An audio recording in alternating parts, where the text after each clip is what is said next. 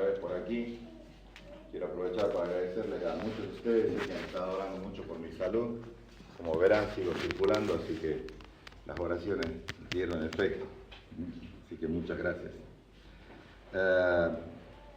En el día de hoy vamos a compartir de la palabra del Señor en el Evangelio de Marcos, capítulo 6, versículos 14 al 29.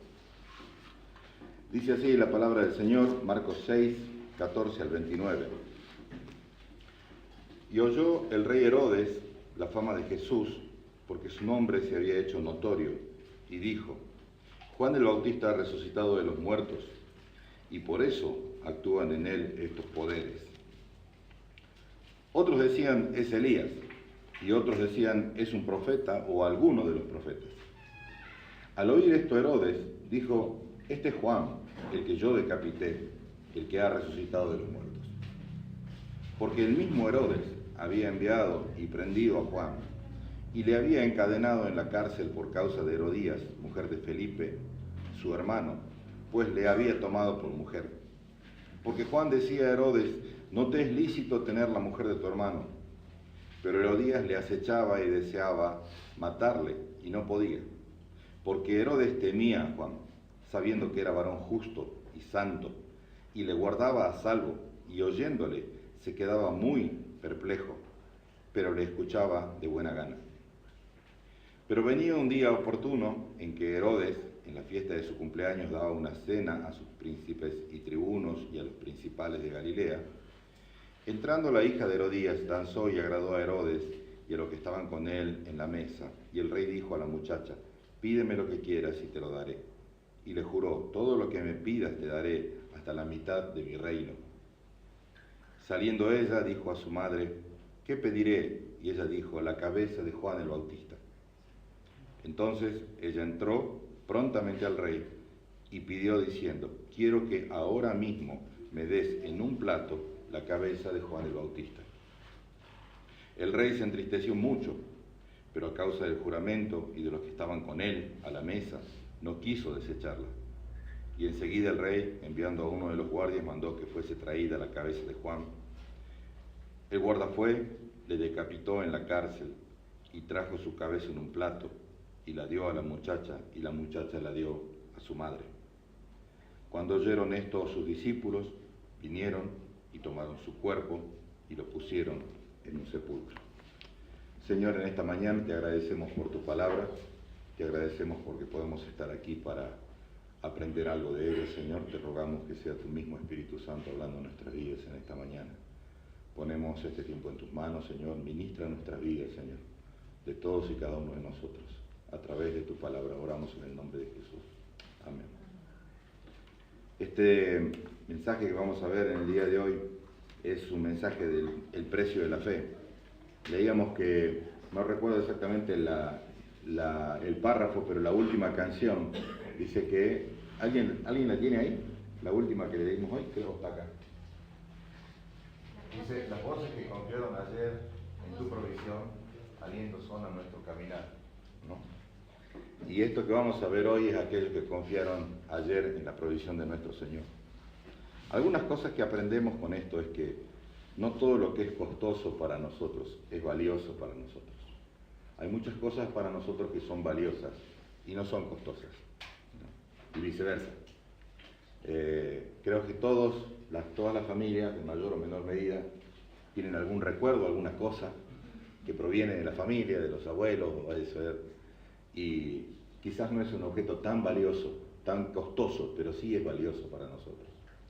Y la fe no tiene que ver con el costo, sino con el valor, con lo que es valioso para nosotros.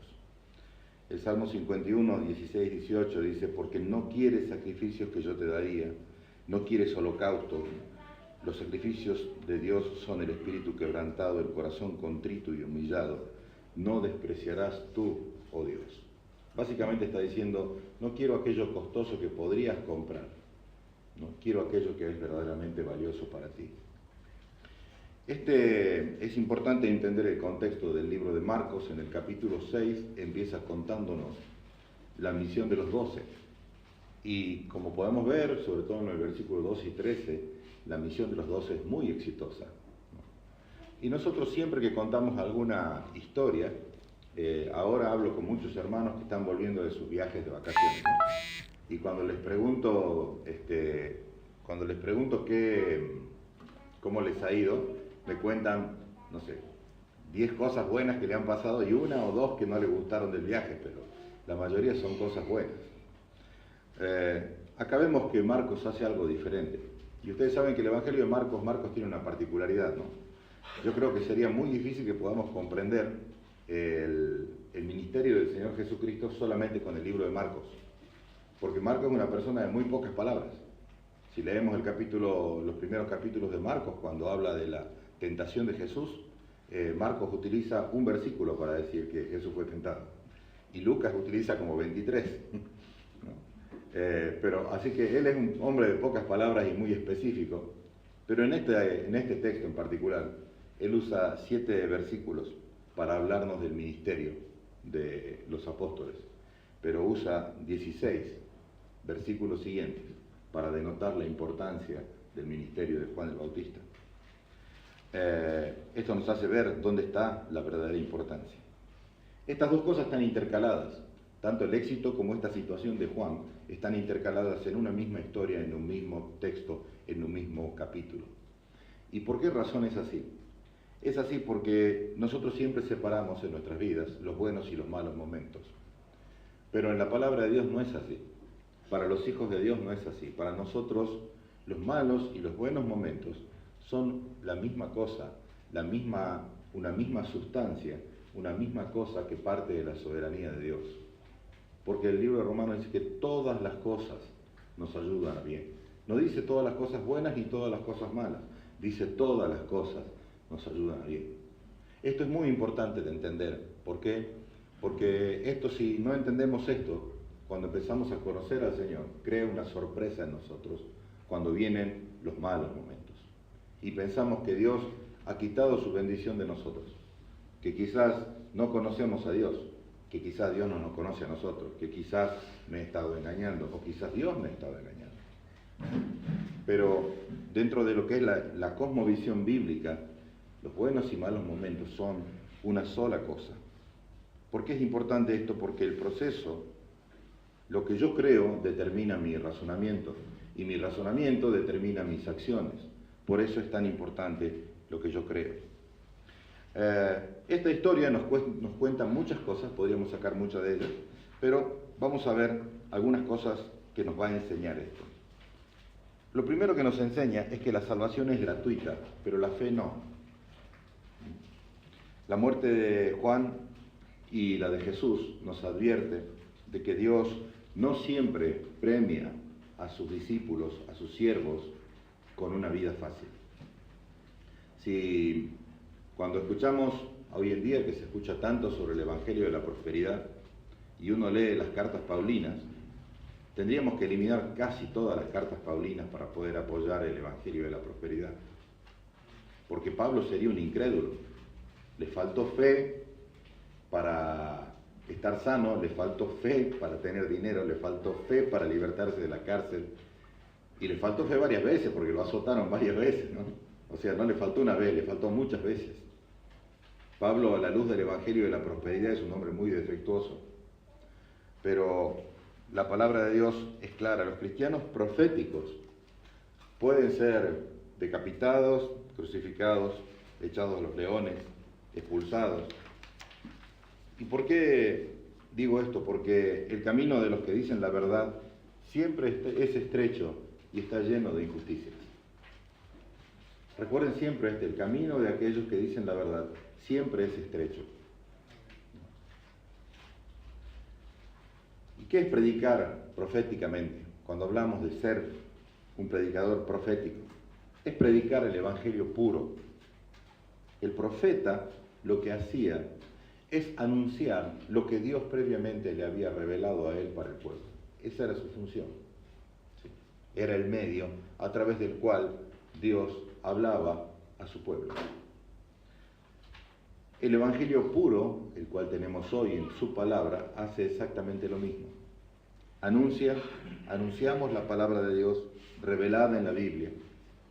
Anunciamos la condena del hombre por su pecado y anunciamos el plan de salvación de Dios. Cuando hablamos de un cristiano que predica proféticamente, no estamos hablando de uno que adivina el futuro, sino de uno que hace clara, saca a luz la revelación de la palabra de Dios a aquellos que no le conocen. ¿Por qué utilizo la palabra profético? Primero porque es una palabra bíblica y segundo es porque es una palabra mal interpretada. Hoy en día los profetas que escuchamos que andan por ahí son una suerte de adivinos espirituales, ¿no? Practican lo que yo le llamo el ocultismo evangélico, ¿no? Sí, es un ocultismo evangélico porque la gente acude porque viene el profeta, ¿no? Sería mejor que puedan acudir porque el Señor está por venir. Ya vino una vez y está por venir otra vez. Entonces, la fe, la salvación es gratuita, pero la fe no.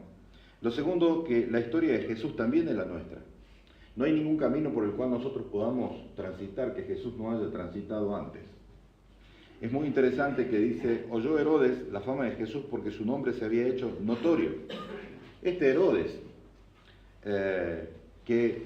vieron que en la Biblia encontramos varios Herodes, parece que Herodes estaría en todas partes, ¿no? Y en realidad no, son varios. Pero este Herodes es un Herodes particular. Este Herodes es el más importante de los cuatro. Este es Herodes Antipas. Y él verdaderamente no es un rey, sino que es un tetrarca, es decir, que hay un reino que se ha dividido en 4 partes y una de esas partes es la que él gobierna. Así que, de entrada, cuando él le promete a su... no sé qué vendría a ser, porque está casado con su sobrina y tiene una hija de la sobrina, o sea, no sé qué vendría a ser el parentesco ahí, pero cuando le promete de que le puede dar hasta la mitad de su reino, en realidad él no tiene un reino para dar, porque él es un tetrarca, ¿no? Pero este Herodes tiene un papel importante. ¿Por qué? Porque no solamente es el que decapita a Juan el Bautista, sino también es el que interroga posteriormente a Jesús. Dice la fama de Jesús porque su nombre se había hecho notorio. Es interesante que acá empieza el vínculo. Herodes hace un vínculo entre lo que era Juan el Bautista y entre lo que estaba pasando con Jesús. Él dice, este es el mismo al que yo decapité pero resucitó. Hay muchas cosas que unen, ustedes saben, a Jesús con Juan el Bautista. Empezando porque María y Elizabeth, sus madres, celebraron el hecho de estar encinta juntas. También porque sabemos que Juan el Bautista vino a preparar el camino para el Señor. También nos enseña la historia de que eran primos. Juan el Bautista tenía muy pocos meses más de edad que Jesús. También es interesante de que Juan el Bautista es el que bautiza a Jesús. Y en ese bautismo, de acuerdo al libro de Lucas, hay una manifestación física a través de una paloma, donde Dios Padre reconoce, ¿no?, a Jesucristo como su Hijo delante de las personas. Ambos, en este punto, están vinculados a Herodes. Ambos mueren por decir la verdad. Ambos reciben ambivalencia de parte de Herodes. Dice el versículo 20 acá que Herodes lo escuchaba de buena gana. Y cuando Jesús es interrogado, Herodes hace lo mismo. Le pide que manifieste quién es, que haga señales. Le da una idea como, si tú hicieras algo yo podría creer en ti. Pero es ambivalente. También, al igual que el Señor, sabemos que José de Arimatea, cuando el Señor muere, va ante Pilatos y le pide que le dé el cuerpo de Jesús. Acá la historia nos dice también de que sus discípulos vinieron a buscar el cuerpo de Juan el Bautista y le dieron sepultura. Entonces, cuando hablamos de esta historia de Juan, es una historia, verdaderamente la historia de Jesús. Estamos hablando de la misma historia. Hay un paralelo entre estas historias. Es interesante porque Juan el Bautista predica y es entregado a las autoridades. Jesús predica y es entregado a las autoridades. Los discípulos predican y son entregados a las autoridades. Hay una secuencia, hay algo que se repite. Marcos 1, 2 y 3 dice, como está escrito en Isaías el profeta, he aquí yo envío mi mensajero delante de tu faz, Esto es lo que va a hacer Juan el Bautista, el cual preparará tu camino delante de ti. Voz del que clama en el desierto, preparad el camino del Señor, enderezad sus sendas. Este texto proviene del libro de Isaías, ¿sí? Entonces, bien, Isaías estaba hablando de Juan el Bautista. ¿Qué tiene que ver Juan el Bautista con nosotros? Todo. ¿Por qué? Empezamos diciendo de que no hay ningún camino que nosotros podamos transitar que Jesús no haya transitado antes. Y una de las funciones que nosotros tenemos está en este texto, el cual, hablando ya de nosotros, preparará el camino delante de ti, diciendo, voz del que clama en el desierto. Esa es nuestra función.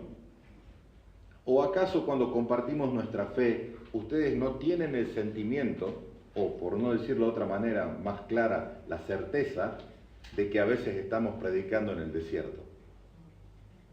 ¿No les ha pasado que parece que estaríamos hablando como los locos con los árboles? Porque nadie responde a la fe. He aquí, dice, el cual preparará tu camino delante de ti. ¿Nosotros estamos preparando el camino de alguien? Sí. Nosotros estamos preparando el camino de la segunda venida de nuestro Señor. Y es una voz que no susurra en el desierto. Esta es una voz que clama. Y esta voz dice, preparad el camino del Señor, enderezad sus sendas. Esto lo traduciríamos, el Señor viene, arrepiéntanse. Arrepiéntanse. Nosotros tenemos hoy una función profética como hijos de Dios. Estamos llamados a predicar de esta manera. Ahora, el tercer punto que encontramos acá es que Dios no necesita ser defendido. Dios no necesita que nosotros lo defendamos. Nuestra fe sí necesita ser defendida.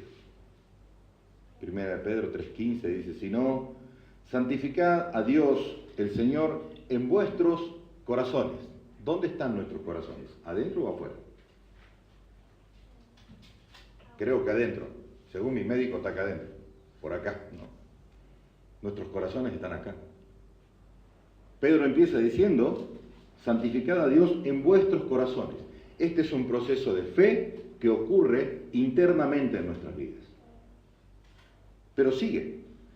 Y estad siempre preparados para presentar defensa con mansedumbre y reverencia ante todo el que os demande razón de la esperanza que hay en vosotros. Este ya no es un proceso interno, este ya es un proceso externo. Dice que nosotros debemos estar preparados para defender. Acá dice, preparados para presentar defensa. ¿De qué? Dice, ante todo aquel que ordene razón de la esperanza que hay en vosotros. ¿Cuál es la esperanza que hay en nosotros?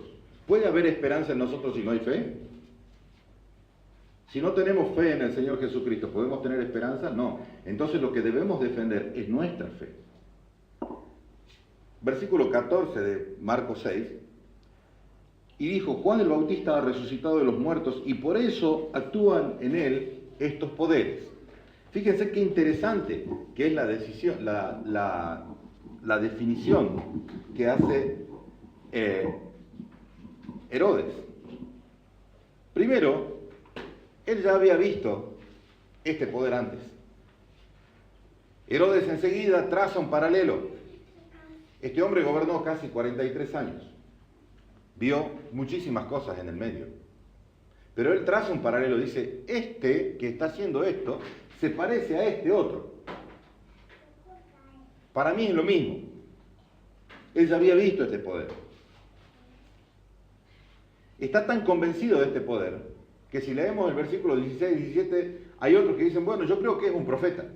Otro dice, yo creo que es Elías. Yo creo que es alguno de los profetas.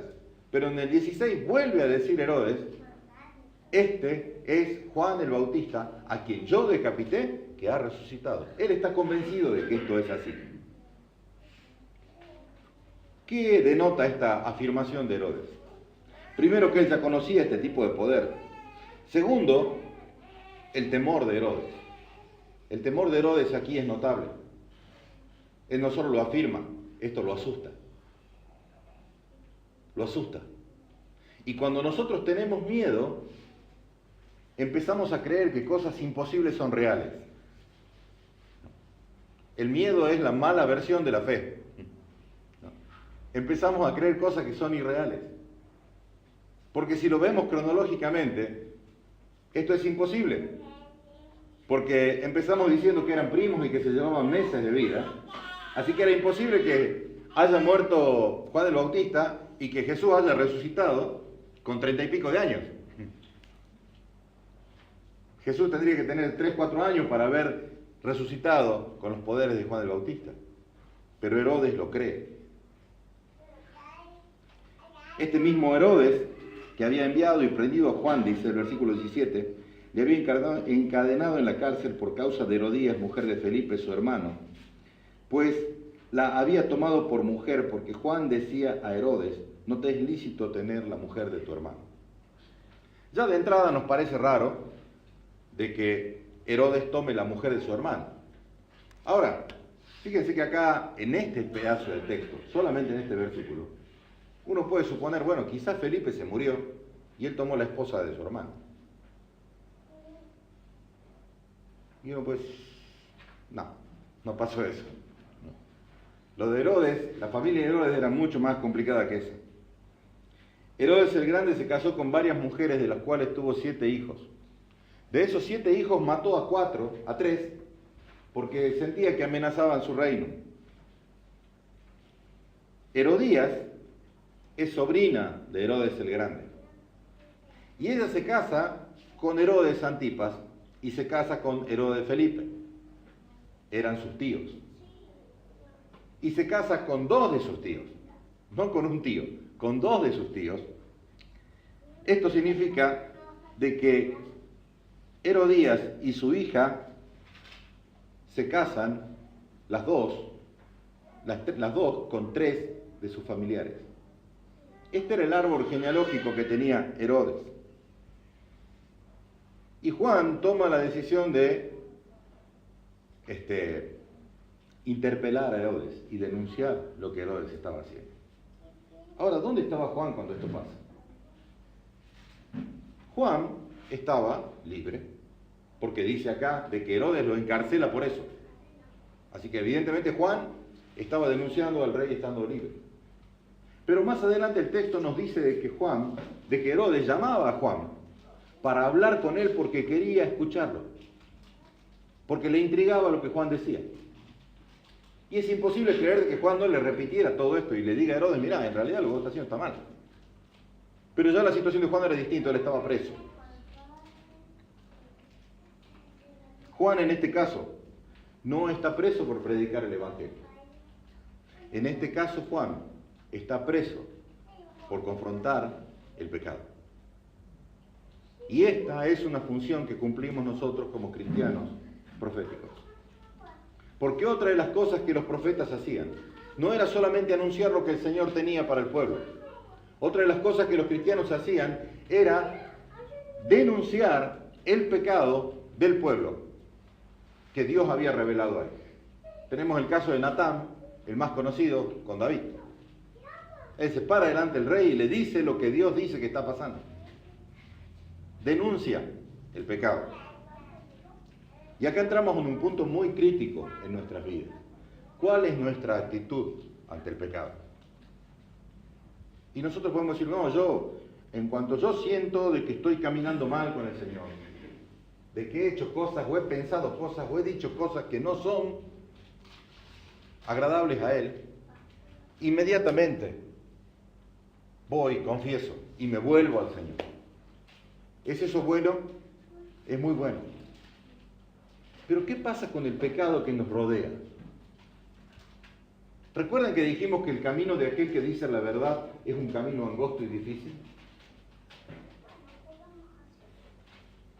Algo que para los que somos de mi edad es más difícil que para los más jóvenes, es que nosotros venimos de una cultura transicional, ¿no? Nosotros somos viejos viviendo en un mundo moderno. Para nuestros hijos, todo lo que estamos viendo es totalmente normal porque ellos han nacido con esto. Ellos creen de que el mundo y las redes sociales se crearon en el 8º día, las redes sociales, ¿no? Ya estaban en el mundo. Porque no conciben el mundo sin eso. Nosotros no concebimos cómo conciliar la crianza que hemos tenido para el mundo que nos toca vivir. Hace 2 semanas mi suegra tiene 81 años, va a cumplir 81 años. Me dice, hijo, necesito un celular. Yo le dije, bueno, fui a Claro y le digo, necesito un celular para mi suegra, pero tiene que ser algo básico. Yo de casualidad pude prender el celular que me mostró. Y después le dije a mi hija, ¿sabes qué? Enseñale vos, porque yo no puedo enseñarle nada a tu suegra. Estuvo toda la tarde con mi suegra, volvió y me dice, pa, dice, ¿y aprendió algo? Mira, ahora ya lo prende y lo apaga. Y está aprendiendo el tema de la llamada. Le va a llevar tiempo. Venimos de 2 generaciones distintas. Pero ¿qué está pasando con esto, con esta nueva forma de comunicarnos que tenemos? Y es que las redes sociales a nosotros, a todo el mundo, le permite opinar, le permite agredir, le permite difamar sin tener que confrontar. Solamente desde mi teléfono puedo decir y hacer lo que se me ocurra. Y la confrontación bíblica es una confrontación personal. Y hay veces, hermanos, que nosotros necesitamos sentarnos con algún hermano y decirle, hermano, esto no está bien. Ahora, esto puede prestarse a subjetividades porque empezamos a discutir, bueno, pero es tu punto de vista. ¿Cómo evitamos esa subjetividad? Nosotros siempre que confrontamos el pecado, debemos confrontarlos con la palabra de Dios como testigo. Esa es nuestra función. El Señor va a venir a buscar a su iglesia. Ustedes saben que nosotros somos su iglesia. Entonces, esta es una función para nosotros. El versículo 19 dice, pero Herodías le acechaba y deseaba matarle y no podía porque Herodes temía a Juan, sabiendo que era varón justo y santo y le guardaba a salvo y oyéndole se quedaba muy perplejo, pero le escuchaba de buena gana. Y acá está nuestro cuarto punto, que nuestra fe debe ser santa. Acá esperaríamos que Herodes se tapara los oídos, porque como hemos visto, Herodes era un hombre moralmente muy cuestionable. De hecho, él mató a varios de sus hijos. Algunos aseveran de que también mató a su madre. Pero de repente, dice la palabra de que le guardaba a salvo porque se quedaba muy perplejo y le escuchaba de buena gana. ¿Por qué Herodes le escucha de buena gana? Porque la santidad y la verdad no solamente tienen mucho poder, sino que hace que nuestra integridad sea atractiva. ¿Por qué somos atractivos? Porque somos distintos. ¿Por qué somos distintos? Porque el Señor nos ha hecho nacer de nuevo así.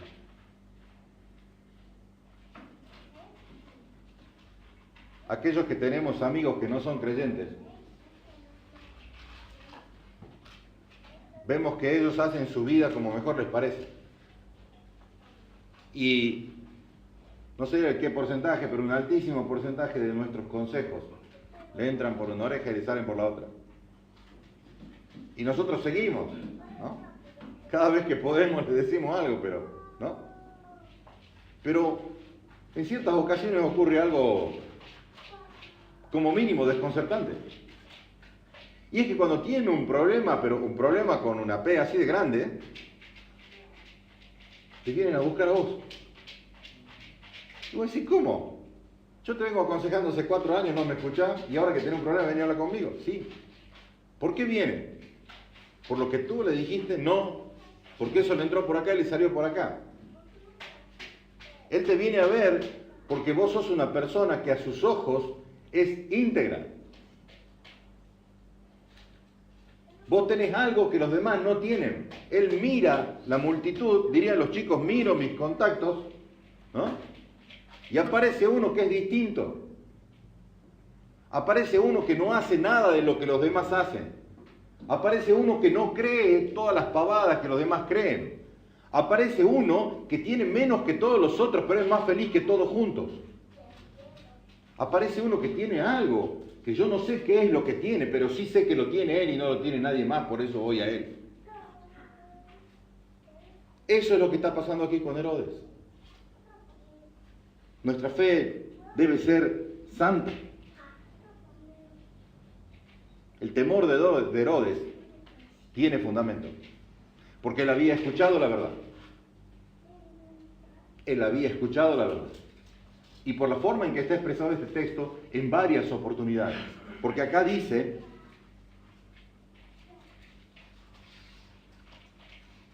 era varón santo, justo, y le guardaba a salvo, y oyéndole se quedaba muy perplejo, y le escuchaba de buena gana.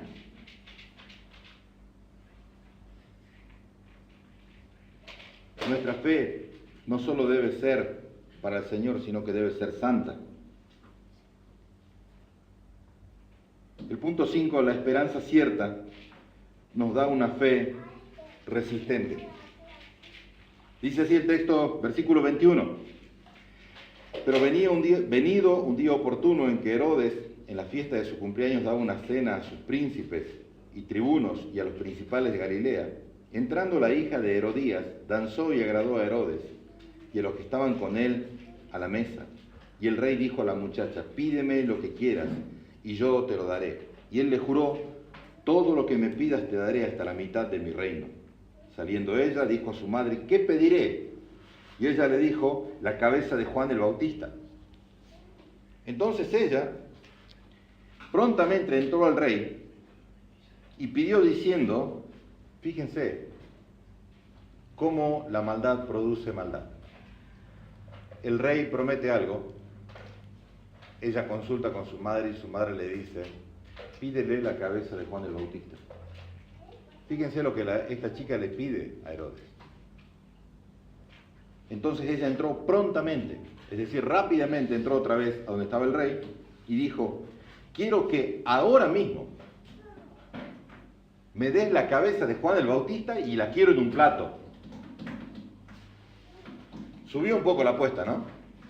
Porque la maldad genera maldad.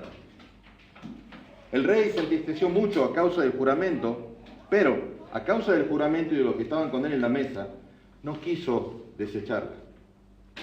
¿Qué encontramos aquí? Aquí encontramos algo muy importante que debemos aprender, hermanos. No es lo mismo poder que carácter. No es lo mismo poder que carácter. Podemos tener poder y no tener carácter, pero no hay posibilidad de que tengamos carácter y no tengamos poder. No es lo mismo poder que carácter. La palabra carácter es una palabra griega, tiene su raíz en la palabra griega que significa grabar. El que graba, como si grabaras con una estaca, es algo que queda, que no se puede borrar, algo que queda esculpido.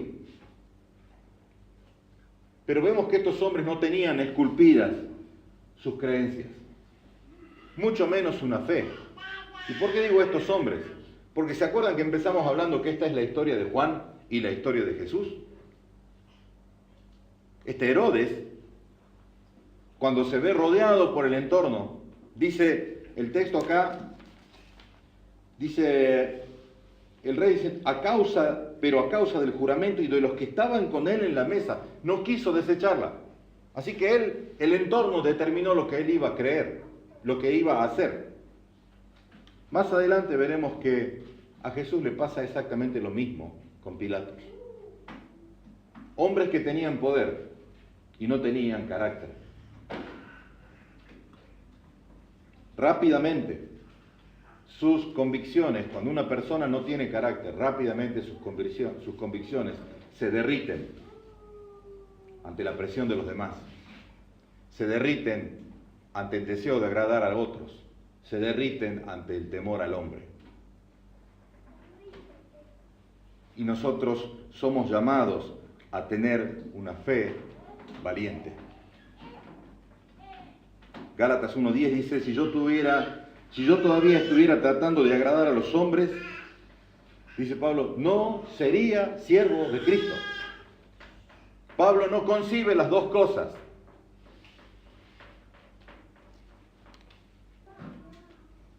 Es importante entender que el temor al hombre nos vuelve desgraciados. ¿Vieron esas personas que viven tratando de agradar a todos? De que todos tengan la mejor visión posible de ellos. Es una batalla perdida. Porque es imposible que eso ocurra. Si el mismo Hijo del Creador del universo, en el cual no había un espíritu mayor, ni hubo ni habrá, el cual llegó lleno de amor y compasión para salvar a un mundo, el cual llegó y entregó su vida por los demás, el cual sanó enfermos, liberó endemoniados y nos liberó a nosotros del infierno. Si Él no fue amado por todos, ¿qué te hace pensar que hay algo que vos podés hacer para que todos te amen?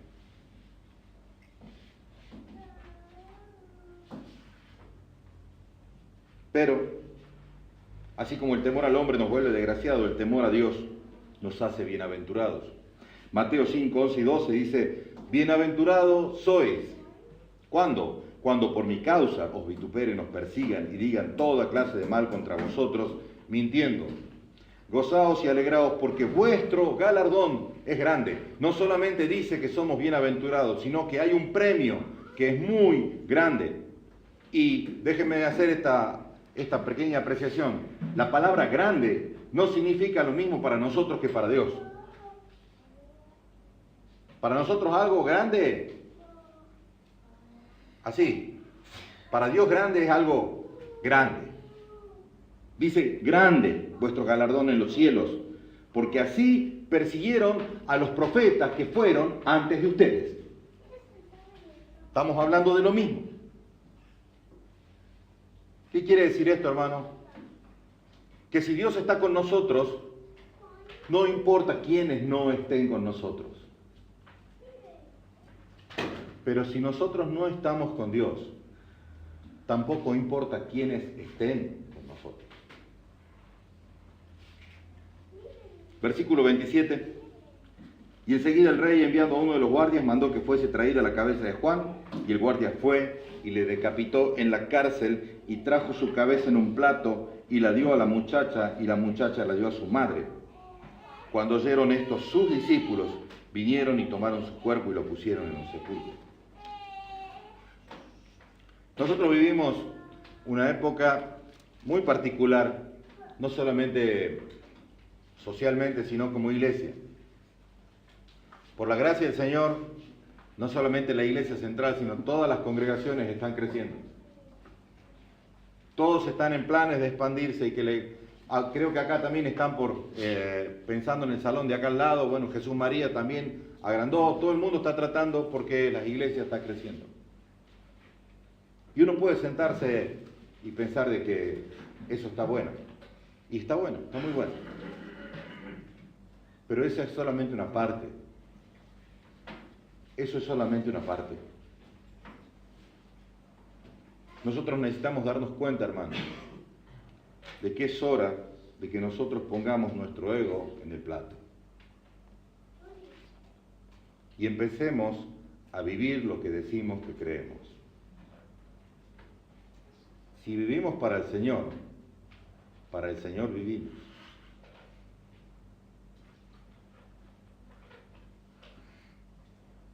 Todos rendiremos cuentas a nuestro Señor. Y déjenme decirle que servir a nuestro ego es como temer al hombre. Es una batalla perdida. El Señor nos ha llamado a servirle a Él. El Señor nos ha llamado a sacrificarnos por Él.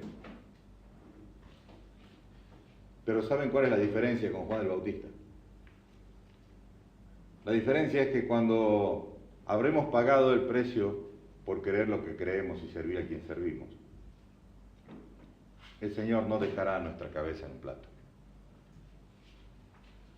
Juan 14:2 dice, en la casa de mi Padre muchas moradas hay. Y si así no fuera, yo os lo hubiera dicho. Pues voy a preparar lugar para vosotros. El Señor ha ido a preparar un lugar para cada uno de nosotros. Si ya somos hijos de Dios, tengamos ánimo y tengamos una fe valiente. El Señor en Juan 11 dijo, yo soy la resurrección y la vida, el que cree en mí, aunque muera, vivirá.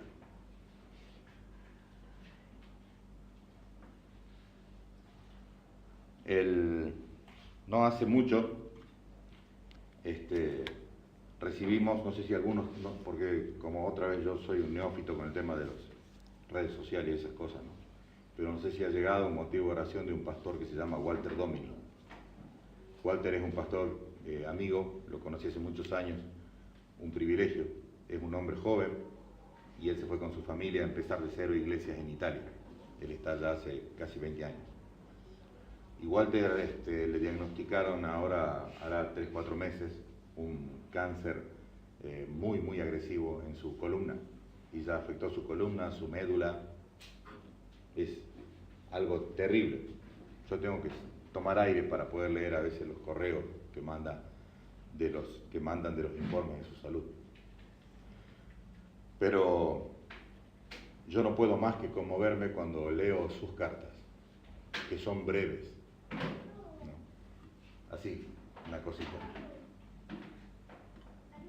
Y ver cómo este hombre ha entendido que los buenos y los malos momentos son la misma cosa, que todo forma parte del propósito de Dios.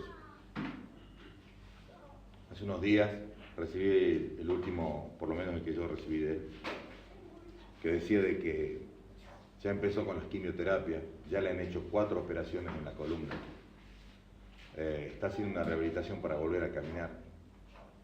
Y dice Walter, y ya dice, tomo diariamente morfina para poder soportar medianamente el dolor. Y te pone al final, pero confiamos de que Dios sabe todas las cosas, ¿no? Y nos gozamos en que Dios me ha dado un día más de vida. Honestamente, hermanos, yo siento vergüenza cuando leo esas cartas, porque veo que este hombre ha entendido lo mismo que yo entiendo, solamente que él está viviendo cosas que nosotros no hemos vivido. Y no estoy hablando de una enfermedad, estoy hablando de la forma en que él vive su fe. Salmo 138:8 dice, Jehová cumplirá su propósito en mí, tu misericordia, oh Jehová, es para siempre. Todo está listo, solo debemos esperar. Que el Señor, hermanos, nos dé una fe valiente, que nos dé una fe santa, que nos dé la capacidad de defender nuestra fe delante de otros y que llene nuestro corazón de un celo profético por predicar su palabra y denunciar el pecado. Vamos a orar. Señor, gracias por tu palabra, Señor. Gracias porque tú tienes tanta misericordia para nosotros. Gracias por el ejemplo de estos que antes estuvieron, Señor, que son de tanto ánimo para nosotros. Señor, te rogamos que levantes en cada uno de nosotros, Señor, un profeta de tu evangelio. Que prediquemos tu palabra, que denunciemos el pecado, que vivamos nuestra fe. Con la vista puesta, Señor, en la morada que tú tienes para nosotros, donde pasaremos la eternidad contigo. Gracias, Señor. Oramos en el nombre de Jesús.